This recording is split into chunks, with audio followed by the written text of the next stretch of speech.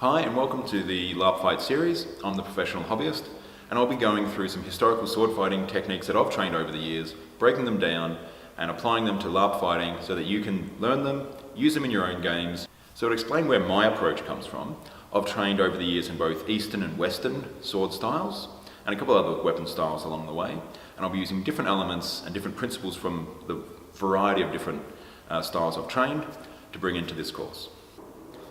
So while there's a lot of good techniques and principles that will be displayed here, it doesn't really replace a fully developed martial art, a sword martial art, a sword style and training. This is to get core good principles and good habits in the way that you fight, but there's always room to improve. So while this is designed for LARP fighting, it doesn't contain all the different techniques that are available in a full sword style.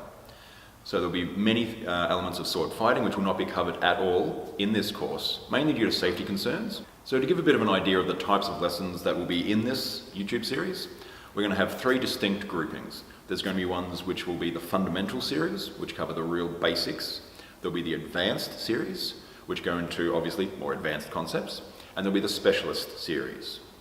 So the fundamentals are where I recommend everyone begins. It covers the real basics, how to hold a sword, stand, cut, block, step, all the things that are really common across all different weapons. The advanced series will allow you to add in a lot more fighting skills to your repertoire. They'll cover things about how to win fights, how to gain advantage, fighting multiple opponents, more dedicated elements of sword fighting. The specialist series is where we will be applying historical methods to individual weapons. So obviously a polearm is different to a short sword. So we'll be looking at how each weapon style differs from the fundamentals slightly, or how you can add a lot more techniques which are more appropriate to a particular weapon style. So throughout these series of videos, I encourage people to put comments down below the videos to discuss different ideas relating to fighting styles and their own experiences. However, it's important to remember that this is not a complete fighting style on its own. And more importantly than that even is, it's not going to match what you have done if you have done previous training.